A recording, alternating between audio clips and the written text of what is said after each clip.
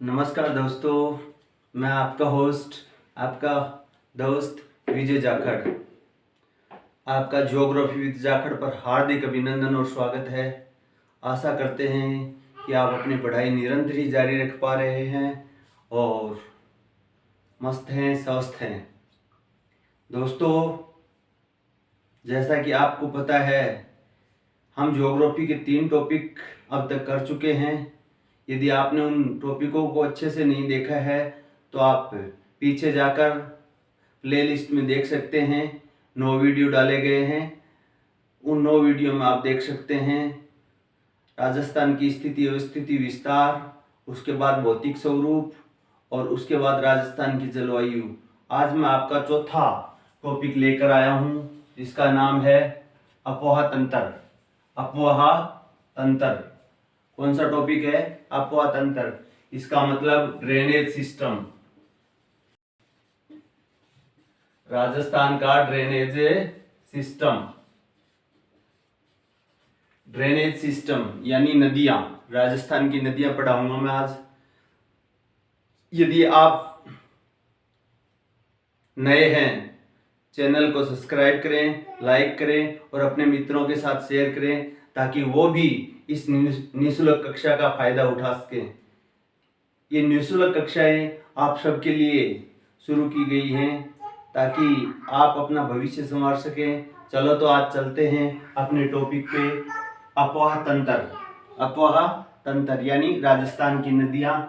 अगर अफवाह तंत्र की बात करें तो राजस्थान की नदियों को अफवाह की दृष्टि से 3 भागों में बांटा गया है। कितने भागों में बांटा गया है? 3 भागों में बांटा गया है। सबसे पहले अगर हम बात करें तो अरब सागर की नदियां। कहाँ की नदियां? अरब सागर की नदियां, यानी वो नदियां जो अरब सागर में गिरती हैं सबसे पहले। फिर अगर अपन बात करें तो अफवाह तंत्र में दूसरा आता है अंतः प्रवाही नदियां। अंतः प्रवाही नदियां कहने का मतलब अपने यहाँ टीले बहुत ज्यादा हैं, इसकी वजह से कुछ नदियां ऐसी हैं जो कुछ दूरी पर चल के विलुप्त हो जाती हैं मृदा में। तीसरी प्रकार की नदियां पढ़ेंगे हम, बंगाल की खाड़ी में गिरने वाली नदियां, जिन्हें हम कह सकते हैं बंगाल की खाड़ी की नदियां। कौन सी? बंगाल की खाड़ी की नदियां। इस प्रकार से अफवाह तंत्र की दृष्टि से राजस्थान को 3 भागों में बांटा गया है। राजस्थान को अफवाह तंत्र की दृष्टि से कितने भागों में बांटा गया है? 3 भागों में। सबसे पहले अरब सागर की नदियां। दोस्तों, आपको याद करने में दिक्कत होती होगी, लेकिन आज से नहीं होगी, क्योंकि आप देख रहे हैं ज्योग्राफी विद जाखड़। देखो, अरब सागर की नदियां यदि आपकी याद करने में दिक्कत आ रही है तो इस सूत्र को याद कर लें। सालू माँ पश्चिमी बनास के किनारे सो जा। सालू माँ पश्चिमी बनास के किनारे सो जा। सालू माँ पश्चिमी बनास के किनारे सो जा। तो आपको शाह से याद रखना है साबरमती। कौन सी नदी? साबरमती। लू से याद करना है लूणी। लू से याद करना है लूणी। मां से फिर याद करना है माही।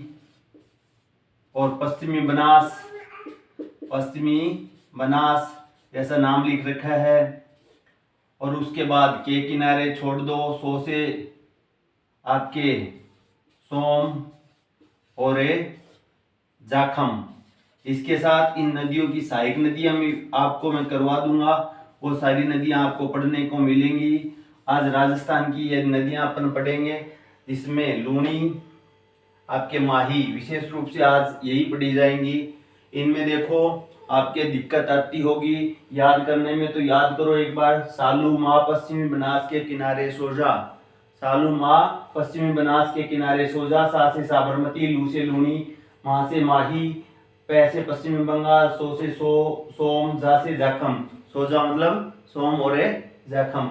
इस प्रकार से आप याद रख सकते हैं। इसके साथ ही आपके कुछ दिक्कत आती है, जैसे मैंने राजस्थान का मैप कल परसों करवाया था, तो राजस्थान भौतिक स्वरूप के अंदर, तो आपको राजस्थान के मैप में इस प्रकार से आपको गुजरात वाली सीमा बताई गई थी। तो गुजरात में यहाँ आपको बताया था कै याद रखना। कै का मतलब कच्छ का रण।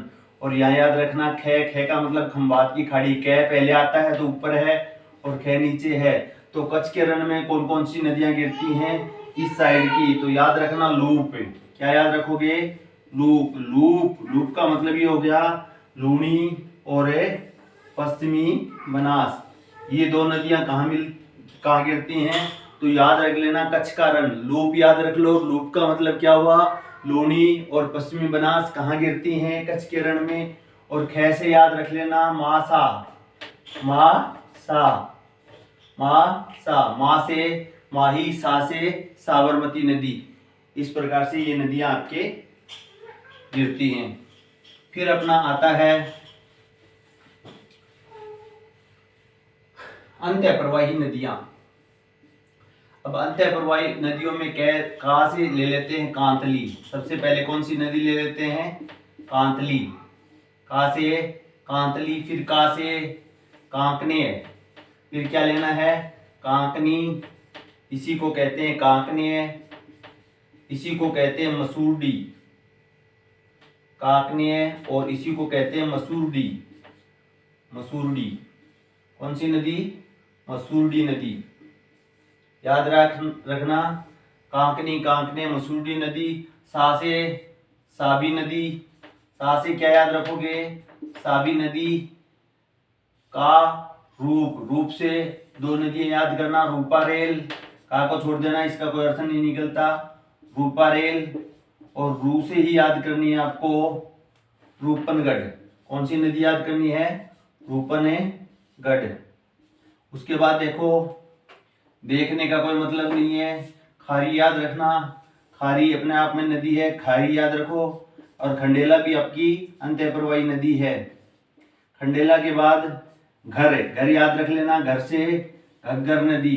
घर से याद रख लेना घग्गर नदी। में से याद रख लेना मेंथा नदी।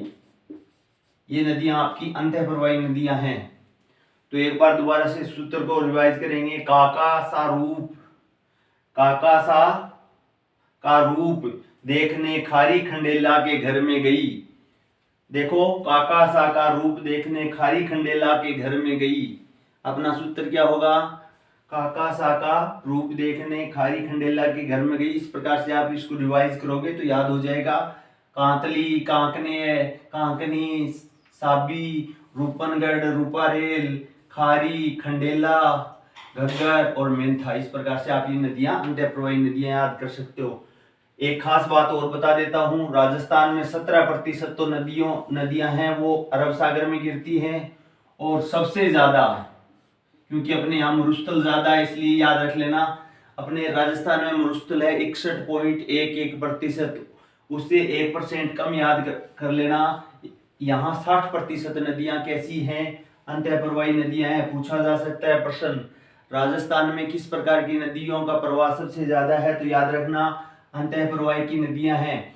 फिर बंगाल की खाड़ी की नदियां पूछी जा सकती हैं, इसको याद कर लेना। वत्स, मेज का गंभीर बाण। कि रे बचो, मेज का क्या आ रहा है? गंभीर बाण आ रहा है। तो वत्स से वैसे बनास आ जाएगी आपकी। बंगाल की खाड़ी में गिरती है नदियां बनास। जैसे चंबल आ जाएगी। उसके बाद देखो मेज नदी आ जाएगी। फिर ये का से काली सिंध नदी आ जाएगी। कौन सी नदी आ जाएगी? काली सिंध। उसके बाद देखो गंभीर अपने आप में नदी है तो गंभीर नदी आ जाएगी। और उसके बाद आपकी बाण से बाणगंगा नदी आ जाएगी। इस प्रकार से आप इसे याद कर सकते हैं। बच मेज का गंभीर बाण। बच मेज का गंभीर बाण। तो इस प्रकार से आपकी 17% ये हो गई और 60% ये हो गई, बचा 23%। तो 23% अफवाह तंत्र अपना किस प्रकार का है? बंगाल की खाड़ी का है। तो याद रख लेना 100% बता दिया मैंने। 17% अरब सागर की नदियां हैं, 60% सर्वाधिक कौन सी है? अंतःप्रवाही नदियां हैं और 23% है बंगाल की खाड़ी में गिरने वाली। सबसे ज्यादा पूछी जाए तो अंतःप्रवाही नदियां और सबसे कम पूछी जाए तो अरब सागर की नदियां। तो दोस्तों आपको अवश्य ही समझ में आया होगा। अब हम आगे बढ़ते हैं और प्रत्येक नदी के बारे में बातें करते हैं। सबसे पहले हम बात करेंगे लूणी नदी की। तो आप समझ सकते हैं। इन नदियों को अच्छे से याद कर लेना। नदियां आती ही आती हैं एग्जाम में, हर एग्जाम में आती हैं। जैसे फर्स्ट ग्रेड में अभी नदी आई, वो पूछा गया था कि राजस्थान की सबसे बड़ी नदी कौन सी है, या अपवाह तंत्र की दृष्टि से राजस्थान की नदी कौन सी है, तो उसमें बनास उत्तर आएगा, क्योंकि उसका अपवाह तंत्र कहने का मतलब उसका अपवाह सबसे ज्यादा है। सबसे पहले तो आपको ये शब्द भी दिक्कत देते होंगे, ये समझ लें। अपवाह और अपवाह तंत्र का मतलब क्या होता है, अपवाह तंत्र का मतलब क्या होता है और अपवाह क्या होता है। देखो, अपवाह का मतलब किसी एक नदी का अपने निश्चित मार्ग पर प्रवाहित होना, क्या कहलाता है, अपवाह कहलाता है।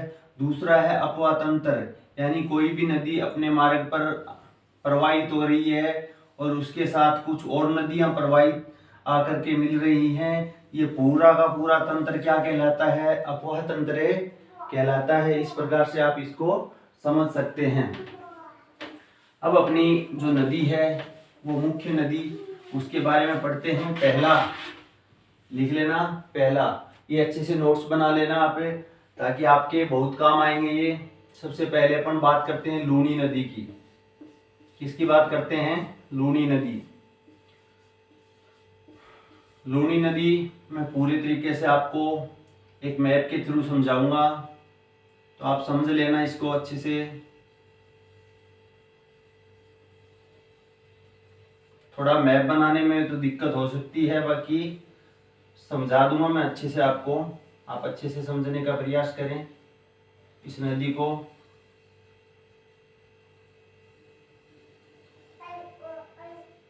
ये आपका राजस्थान का मैप है, अपना प्यारा सा राजस्थान है। थोड़ा सा इधर से बन गया ऐसे,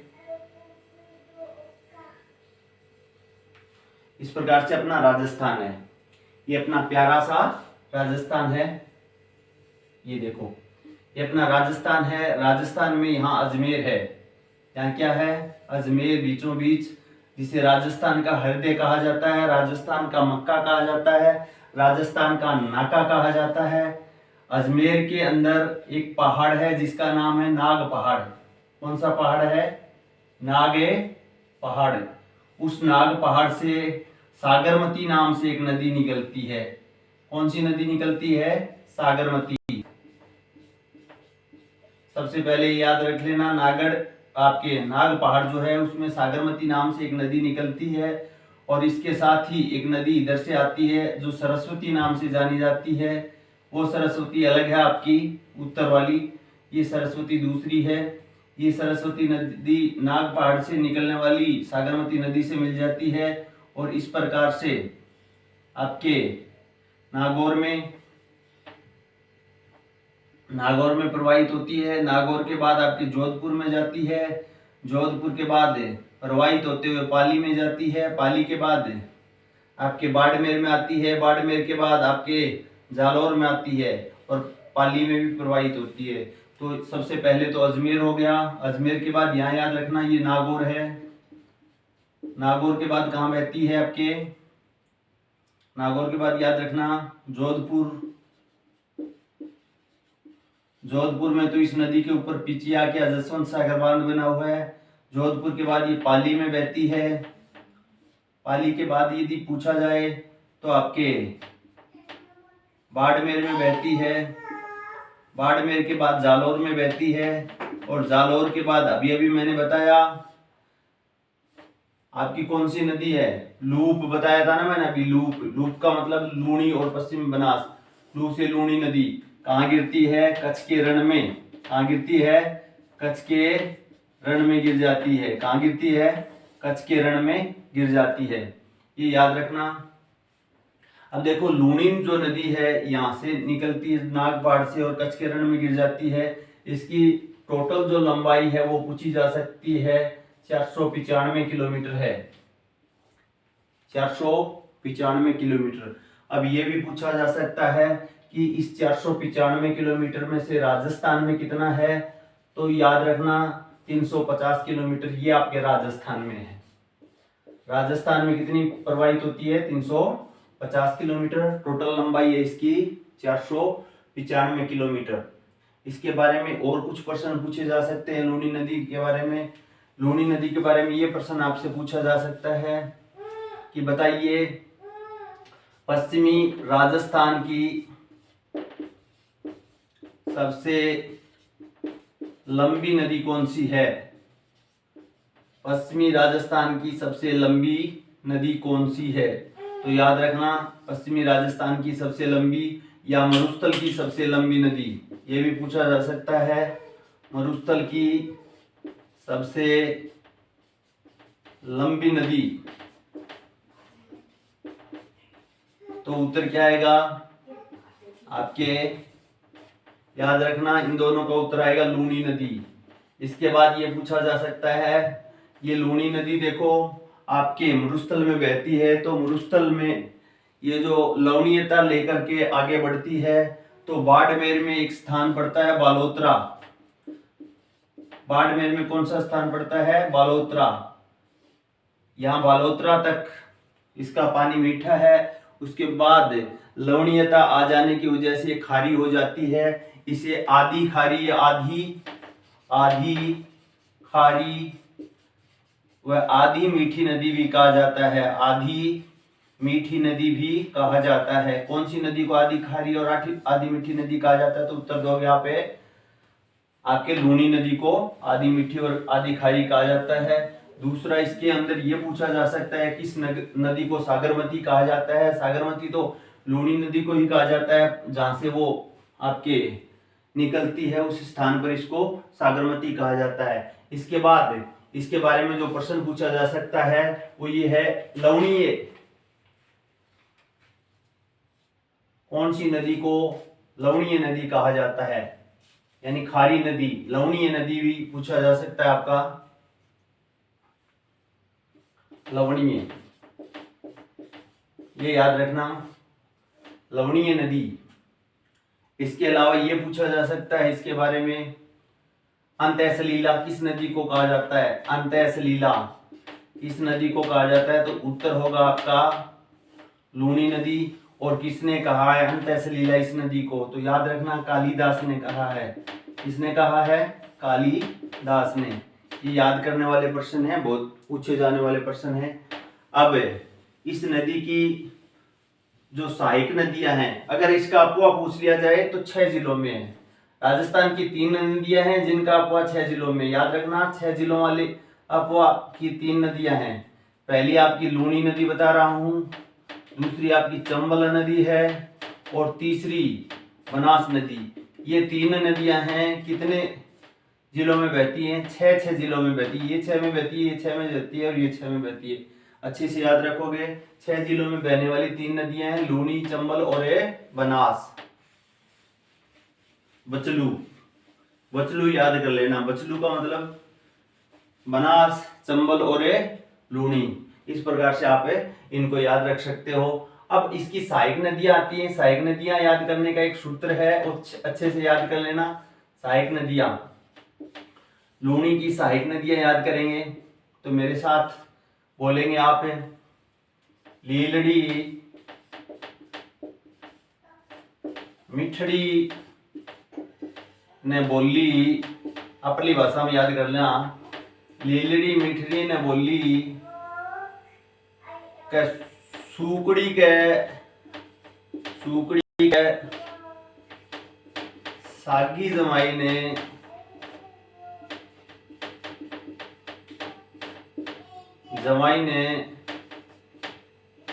जोजड़ी की तलहटी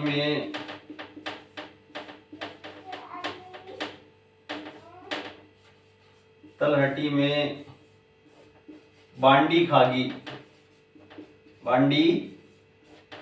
ये याद रखना, बहुत महत्वपूर्ण सूत्र है आपके। लीलड़ी मिठड़ी ने बोली, सुकड़ी के सागी जवाई ने जोजड़ी की तलहटी में बांडी खागी। तो लीलड़ी, मिठड़ी, सुकड़ी, सागी, जवाई, जोजड़ी और बांडी। खा से खागी, खा से खारी नदी, ये याद रखना। खारी नदी उधर भी आई थी और यहाँ भी याद रखना। लीलड़ी मिठड़ी ने बोली कि सुगड़ी के सागी जमाई ने जोजड़ी की तलहटी में बांडी खागी। तो ये याद रखना, लीलड़ी, मिठड़ी, सुकड़ी, सागी, जवाई, जोजड़ी, बांडी और आपके खारी, ये नदियां किसकी सहायक नदियां हैं? तो याद रखना किसकी सहायक नदियां होंगी ये सारी नदियां? ये आपके लूणी की सहायक नदियां हैं, अच्छे से याद कर लेना। नेक्स्ट, इसमें कुछ बातें पूछी जा सकती हैं कि इस जोधपुर में लूणी नदी पर कौन सा बांध बना हुआ है। पहला प्रश्न तो ये, लूणी नदी पर जसवंत सागर बांध बना हुआ है। कौन सा बांध बना हुआ है? जसवंत सागर बांध। कौन सी नदी पर बना हुआ है जसवंत सागर बांध? इसी का दूसरा नाम है पिचियाक बांध। कौन सा बांध है? पिचियाक बांध। पिचियाक बांध कौन सी नदी पर बना हुआ है? तो जोधपुर में बना हुआ है, ये याद रखना। और लूणी नदी पर बना हुआ है। कौन सी नदी के ऊपर बना हुआ है? लूणी नदी पर। अब इसकी जो सहायक नदियां मैंने बताई, इसमें से एक प्रश्न बनता है इस साइड से, यहाँ नागौर से निकलती है और नागौर से निकल करके जोधपुर में यहाँ इसमें मिल जाती है। ये नदी है आपकी, कौन सी नदी है? जोजड़ी। कौन सी नदी है? जोजड़ी। इसका भी एक प्रश्न बनेगा, ये जोजड़ी निकलती कहाँ है? ये गांव है पोडलू गांव। कौन सा गांव है? पोडलू गांव। पोडलू गांव कहाँ पड़ता है? आपके नागौर डिस्ट्रिक्ट में पड़ता है। नागौर के पोडलू गांव से निकलती है कौन सी नदी? जोजड़ी। और जोधपुर में कौन सी नदी में मिल जाती है? लूणी नदी में। इसका ये प्रश्न पूछा जाता है, जब ऐसे खड़े होकर के नदी ऐसे बह रही है तो याद रखना ये दायां है और ये बायां है। ऐसे नदी बह रही है तो मतलब ये दायां हो गया और ये क्या हो गया? बायां। इधर चल रही है तो ये दायां। दाईं ओर से एकमात्र नदी मिलती है लूणी नदी में, ये प्रश्न पूछा जाता है। कौन सी नदी मिलती है? जोजड़ी नदी। राजस्थान में ये प्रश्न पूछा जाता है, राजस्थान की एकमात्र नदी जो कौन सी? लूणी नदी में दाईं ओर से मिलती है और जिसका उद्गम अरावली नहीं है। बाकी नदियां तो यहाँ अरावली से निकलती है, इस साइड से निकल के ऐसे मिलती हैं, लेकिन एकमात्र नदी है जो कि कहां से निकलती है? आपके दाईं ओर से निकलती है और कौन सी नदी में मिलती है? लूणी में मिलती है, जिसका उद्गम क्या नहीं है? अरावली नहीं है। ये याद रखना। तो आपके ये याद रखने वाली बात है। अब नेक्स्ट प्रश्न देखो, ये प्रश्न तो इसका बन गया जोजड़ी वाला। नेक्स्ट प्रश्न ये पूछा जा सकता है आपके, यहां से नदियां मैं निकाल रहा हूं, 1 2 3 4 5, ये आपकी हो गई कौन सी नदी? देखो, लीलड़ी से पहले ये बांडी होगी। कौन सी होगी? बांडी। फिर लीलड़ी, फिर आपके मिठड़ी, मिठड़ी के बाद सुकड़ी,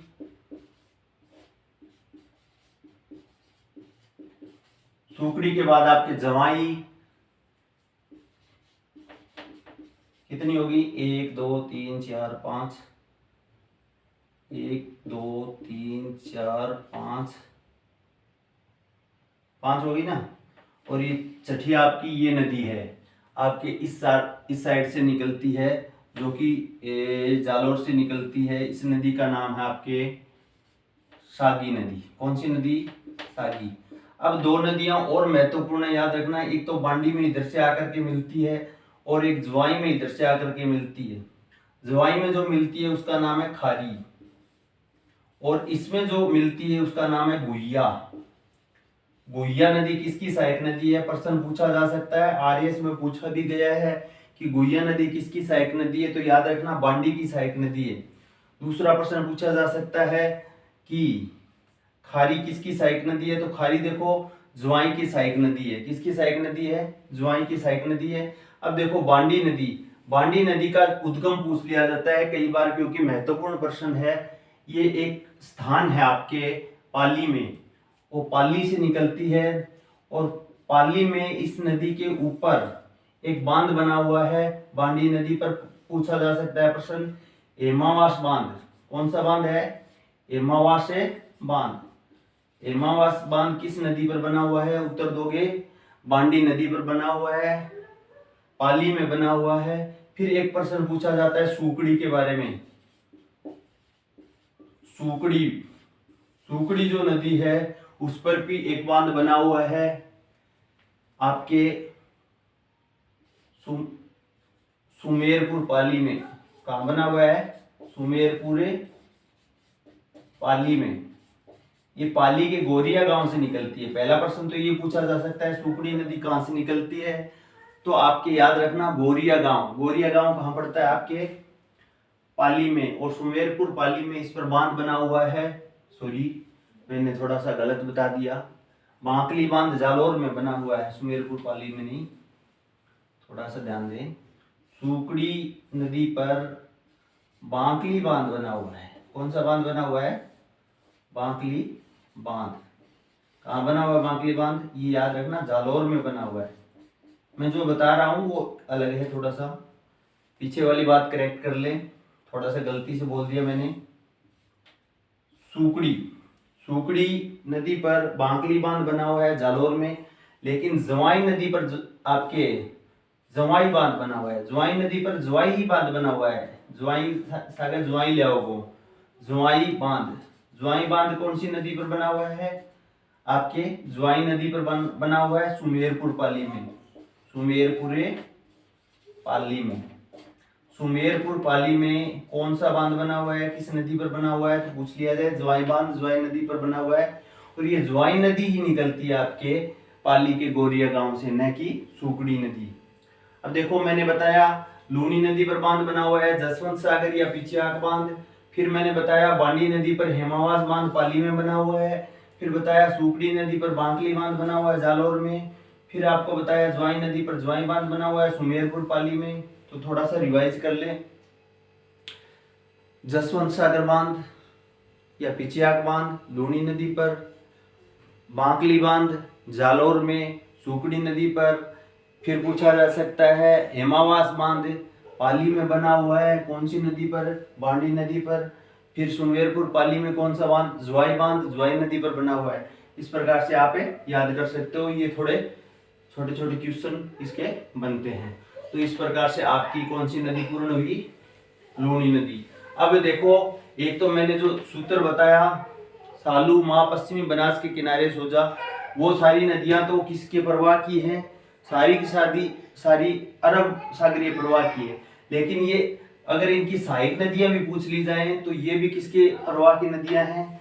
सहायक नदियों का नाम दे करके और ये पूछ लिया जाए इनमें से कौन सी नदी अरब सागर में गिरती है, कौन सी नहीं गिरती है, और उस साइड की नदियां दे दी जाए, तो याद रखना ये सारी की सारी सुकड़ी, मिठड़ी, लीलड़ी, जोजड़ी, खारी, जवाई, ये सारी की सारी नदियां किस कौन से अपतंत्र की मानी जाएंगी?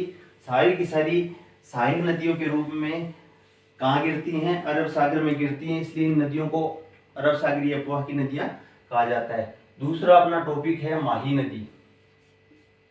थोड़ा फास्ट करेंगे अब। माही नदी।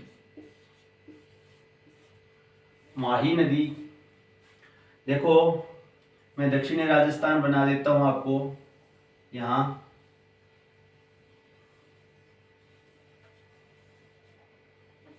वैसे इतना ही बनाते हैं हम। अब देखो, यहां बांसवाड़ा है। ये क्या है? बांसवाड़ा। ये आपका बांसवाड़ा है। ये आपका प्रतापगढ़ है। और यहाँ ये आपका डूंगरपुर है। ये आपका क्या है? डूंगरपुर। ऐसे मान लेते हैं कि ये डूंगरपुर है। अब देखो, इन्हीं जिलों से कुछ प्रश्न बनेंगे।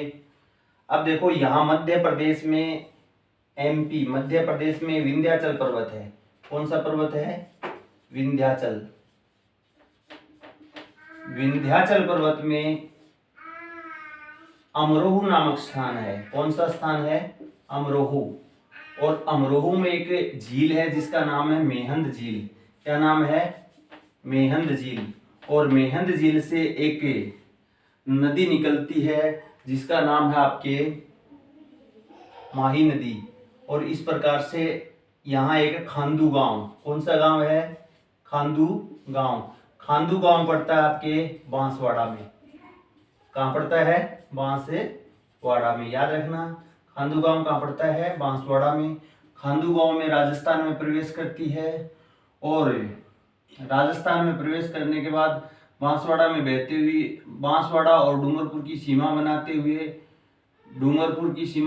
हुए और यहाँ डूंगरपुर से यहाँ देखो, ये उल्टे की आकृति में इस प्रकार से आपके खंबात की खाड़ी में गिर जाती है। कहाँ गिर जाती है? खंबात की खाड़ी में। खंबात की खाड़ी कहाँ पड़ती है? गुजरात में पड़ती है, याद रखना। खंबात की खाड़ी गुजरात में गिर जाती है आपके। ये कौन सी नदी? माही नदी। फिर माही नदी के बारे में कुछ प्रश्न पूछे जा सकते हैं। यहाँ ऊपर लिख रहा हूं मैं। माही नदी जो है विशेष रूप से इनका बहाव अगर देखा जाए तो डूंगरपुर, बांसवाड़ा और प्रतापगढ़ का ये थोड़ा सा क्षेत्र लगता है इसमें। माही नदी है, इसकी टोटल लंबाई पूछी जा सकती है तो याद रखना 576 किलोमीटर। इसमें से राजस्थान में अगर पूछ ली जाए तो 171 किलोमीटर है। राजस्थान में कितनी है? 171 किलोमीटर। टोटल लंबाई 576 किलोमीटर। अभी मैंने बताया लूनी की कितनी लंबाई थी? 495 किलोमीटर। यही तो बताया था ना। इसमें 576 किलोमीटर है, याद रखना। 100, इसमें से मैंने बताया था 350 किलोमीटर राजस्थान में। इसमें मैंने बताया है आपको 171 किलोमीटर राजस्थान में। कौन सी नदी? माही नदी। अब माही नदी के कुछ उपनाम हैं, उपनाम भी याद रख सकते हो आप। उपनाम बड़े ही आसान हैं। पहले तो ये बताओ, डूंगरपुर बांसवाड़ा को क्या कहा जाता है? वागड़ क्षेत्र कहा जाता है। क्या कहा जाता है? वागड़। मैंने वागड़ का गांधी आपसे पूछा था किसी क्लास में। वागड़ का गांधी भोगीलाल पांड्या, याद रखना। वागड़ की गंगा, वागड़ की गंगा भी मैंने एक दिन प्रश्न पूछा था, याद रखना। वागड़ की गंगा माही नदी को कहा जाता है। वागड़, वागड़ जिस क्षेत्र में है वहां जो माही नदी का कांठ है, इसी कारण इसे कांठल प्रदेश भी कहा जाता है। इसे कांठल की गंगा इसी कारण से कहा जाता है। इस नदी को कांठल की गंगा कहा जाता है, ये याद रखना। वागड़ की गंगा, कांठल की गंगा, ये किसके उपनाम है? माही नदी के। और ये प्रश्न भी पूछा जा सकता है आदिवासियों की गंगा। ये भी प्रश्न पूछने लायक है, आदिवासियों की गंगा। इस नदी को कहा जाता है आपके माही नदी को। फिर पूछा जा सकता है वागड़ की गंगा, कांठल की गंगा। अब दक्षिणी राजस्थान की सवर्ण रेखा, सवर्ण रेखा नदी आपके दामोदर नदी के पास आपके झारखंड में बहती है। इसी तरीके से दक्षिणी राजस्थान में एक आपके पीली मिट्टी को लेकर के चलती है, लाल लोमी पीली मिट्टी को लेकर के चलती है, इसलिए इसको सवर्ण रेखा, सोने के रंग का होने के कारण इसको, इसका पानी सोने का रंग का हो जाता है, उसके कारण इसको सवर्ण रेखा कहा जाता है। तो ये आपके लूनी नदी, माही नदी के क्या थे? उपनाम थे। अब माही नदी की कुछ सहायक नदियां पूछी जा सकती हैं, वो याद रखना। सहायक नदियां कौन कौन सी हैं अभी बताऊंगा। सोम, जाखम,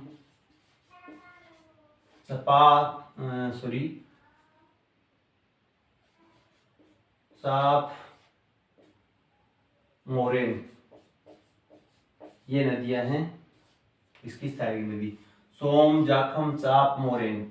इधर देखो, पहले यहाँ एक चीज तो ये बता देते हैं कि इस साइड से यहाँ डूंगरपुर में एक स्थान पड़ता है नवटापुरा। क्या पड़ता है? नवटापुरा। नवटापुरा कहाँ है ये? नवटापुरा आपके पड़ता है बेणेश्वर नामक स्थान पर। बेणेश्वर कहाँ पड़ता है? डूंगरपुर में। बेणेश्वर कहाँ पड़ता है? डूंगरपुर में। तो नवटापुरा डूंगरपुर वाला स्थान है। यहाँ पर 3 नदियां आकर के मिलती हैं। इधर से देखा जाए तो उदयपुर से एक नदी निकलती है जिसका नाम है सोम। कौन सी नदी है? सोम। और इधर प्रतापगढ़ में छोटी सादड़ी से एक नदी निकलती है जिसका नाम आपके जाखम। और इन तीनों नदियों का जो संगम है वो नवटापुरा बेणेश्वर डूंगरपुर में होता है। इसलिए नवटापुरा बेणेश्वर डूंगरपुर याद कर लेना। त्रिवेणी संगम कौन सी 3 नदियों का? सोम, जाखम और माही। 3 नदियों का जो संगम है वो क्या कहलाता है? त्रिवेणी संगम कहलाता है। इस त्रिवेणी संगम पर माघ की पूर्णिमा को, कौन सी पूर्णिमा को? माघ पूर्णिमा को यहाँ मेला भरता है। माघ पूर्णिमा को यहाँ मेला भरता है। इस मेले को क्या कहा जाता है? आदिवासियों का कुंभ। आदिवासियों का कुंभ। बेणेश्वर धाम जो है वहाँ कौन सा मेला बढ़ता है? आदिवासियों का कुंभ माघ पूर्णिमा को बढ़ता है और नवटापुरा बेणेश्वर डूंगरपुर में बढ़ता है। ये याद रखना, बहुत याद रखने वाली बातें हैं। आदिवासियों का कुंभ, और इसमें सबसे ज्यादा कौन सी जनजाति आती है? तो ये भी प्रश्न बनता है, याद रखना भील जनजाति। भील जनजाति का संबंध किससे है? तो याद रखना भील जनजाति का आपके संबंध है आपके नवटापुरा में माघ पूर्णिमा को जो मेला बढ़ता है इस स्थान से इसका संबंध है। नेक्स्ट प्रश्न देखो, कुछ और प्रश्न भी पूछे जा सकते हैं। माही नदी पर बांध बने हुए, उन बांधों को पढ़ते हैं हम क्रम से। बांध देखो, सबसे पहले यहाँ है एक बांध बोरखेड़ा बांसवाड़ा में, बोरखेड़ा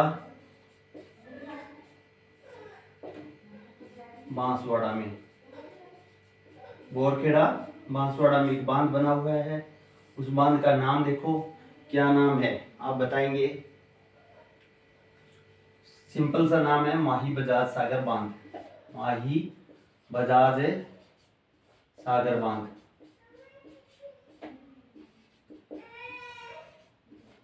इस बांध की खास विशेषता पूछी जा सकती है। माही बजाज सागर बांध बोरखेड़ा बांसवाड़ा में स्थित है। अब ये पूछा जा सकता है, ये राजस्थान का सबसे लंबा बांध है, राजस्थान का सबसे लंबा बांध। याद रखना, राजस्थान का सबसे लंबा बांध पूछ लिया जाए, इसकी लंबाई है 3109 किलोमीटर। कितनी लंबाई है? 3109 किलोमीटर है। याद रखना, राजस्थान का सबसे लंबा बांध है, माही बजाज सागर बांध है, बोरखेड़ा बांसवाड़ा में स्थित है। उसके बाद बांसवाड़ा में यहाँ एक और बांध है जिसका नाम है कागदी पिकअप बांध। कौन सा बांध है? कागदी पिकअप बांध। कौन सा बांध है? कागदी पिकअप बांध। ये भी बांसवाड़ा में पड़ता है। कागदी पिकअप बांध कहाँ है? बांसवाड़ा में है। कौन सी नदी पर है पूछ लिया जाए तो आपके माही नदी पर है। उसके बाद यहाँ गुजरात के अंदर एक बांध है। कौन सा बांध है? कड़ाना बांध। कौन सा बांध है? कड़ाना बांध। कई बार पूछा जाता है राजस्थान के बाहर माही नदी पर बांध जो बना हुआ है कड़ाना बांध आपके गुजरात में बना हुआ है। कड़ाना बांध गुजरात में बना हुआ है। इसके अलावा इस कुछ प्रश्न और भी याद रख सकते हो आप, बहुत ही इंपॉर्टेंट प्रश्न हैं, जैसे सोम कमला अम्बा परियोजना। सोम कमला अम्बा, सोम कमला अम्बा पूछ लिया जाए तो आपका क्या हो जाएगा?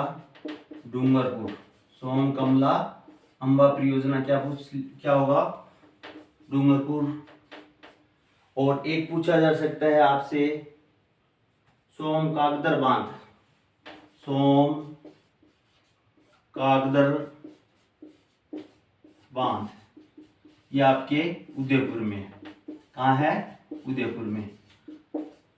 तो थोड़ा सा रिवाइज कर लें। सोम कमला अम्बा, तीनों के नाम आ जाए, सोम का, कमला का और अम्बा का।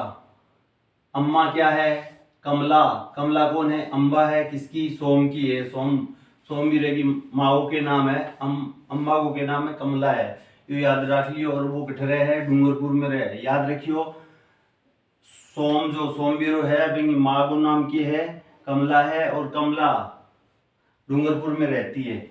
और सोम कागदर, सोम कागदर, कागदर शब्द आ जाए तो आपको उदयपुर, कागदर उदयपुर, कागदर उदयपुर, ये याद रखना। और कागदी पिकअप बताई दिया आपको, कागदी पिकअप ये आपका बांसवाड़ा में है ही। कागदी पिकअप अगर पूछ लिया जाए तो बांसवाड़ा में, इनको कंपैरिजन में याद रखें, ज़्यादा याद रहेंगे, अच्छे से याद रहेंगे। तो ये आपका माही नदी के बारे में कुछ बातें थी। अब देखो नेक्स्ट, नदियाँ मैंने जो बताई हैं उनकी सहायक नदियाँ याद रखने का जो तरीका बताया है। सोम नदी, सबसे पहले इस नदी की बात करते हैं, सोम नदी की। ये आपके उदयपुर से निकलती है। सोम नदी कहाँ से निकलती है? उदयपुर से निकलती है। और उदयपुर में भी कहाँ से निकलती है ये भी याद रखना। उदयपुर में ये निकलती है आपके बिछा बेड़ा की पहाड़ियाँ। कहाँ से निकलती है? बिछा बेड़ा की पहाड़ियाँ, बिछामेड़ा की पहाड़ियाँ आपके उदयपुर में पड़ती हैं, ऋषभदेव में। कहाँ पड़ती हैं? ऋषभदेव में। और इसकी सहायक नदियां पूछी जा सकती हैं। ऋषभदेव, उदयपुर याद रखना। सोम की सहायक नदियां, सोम जो है उसकी जो सहायक नदियां हैं वो आपकी है जाखम, सारनी, ये नदियां इसकी सहायक नदियां। फिर ये जाखम जो है, जाखम नदी पर एक प्रश्न और पूछा जा सकता है। जाखम जो कि कहां से निकलती है? प्रतापगढ़ से निकलती है। और जाखम पर जाखम बांध बना हुआ है। कौन सा बांध बना हुआ है? जाखम बांध। प्रश्न पूछा जा सकता है जाखम बांध, ये भी प्रतापगढ़ में ही बना हुआ है। कहाँ बना हुआ है? प्रतापगढ़ में। इस प्रकार से इनकी सहायक नदियों के बारे में भी पूछा जा सकता है। और ये आपकी मोरेन नदी, वो मोरेल नदी अलग है, वो मोरेन नदी अलग है। मोरेन तो आपके किसकी सहायक नदी है? माही नदी की सहायक नदी है। लेकिन मोरेल अगर पूछ लिया जाए, मोरेल नदी, तो मोरेल नदी आपके उसकी सवाई माधोपुर में ये नदी है, जयपुर से निकलती है। और बनास की सहायक नदी होगी शायद ये, बनास या बाणगंगा की सहायक नदी है। इस प्रकार से आप ने पढ़ा राजस्थान की दो मुख्य नदियां, लूणी नदी और उसके बाद आपने पढ़ा माही नदी और उसकी सहायक नदियां। जो जो इसकी सहायक नदियां हैं, जैसे चाप की अरण है, इस चाप की सहायक नदी कौन सी है? अरण। ये जितनी सहायक नदियां हैं, सोम है, जाखम है, चाप है, मोरेन है, सारनी है, ये सारी की सारी नदियां किसके साथ है? माही नदी के साथ। कहाँ गिर जाती हैं? खंबात की खाड़ी में गिर जाती है। यानी ये अरब सागरीय प्रवाह की नदियां हैं, ये याद रखना। इन नदियों में छोटी छोटी नदियां भी पूछी जा सकती हैं। इनका अपवाद तंत्र कौन सा है? बंगाल की खाड़ी में जाती है, आंतरिक प्रवाह की नदी है, या फिर आपके अरब सागरीय प्रवाह की नदियां, तो ये पूछी जा सकती हैं। तो धन्यवाद दोस्तों, आज के लिए बस इतना ही। कल फिर मिलते हैं इससे आगे का भाग लेकर के, पार्ट 2। अगर आप पार्ट 1 देख चुके हैं तो 2 पर भी ध्यान दें। 2 को देखें, 2 के बाद 3, 2, 3, 4, यानी इसके नदियों के 3-4 पार्ट बनेंगे और तीनों चारों पार्ट में अच्छे से करवाऊंगा। यदि आपको मेरा कंटेंट अच्छा लगा हो तो आप इस चैनल को लाइक करें, सब्सक्राइब करें और ज़्यादा से ज़्यादा शेयर करें। धन्यवाद दोस्तों।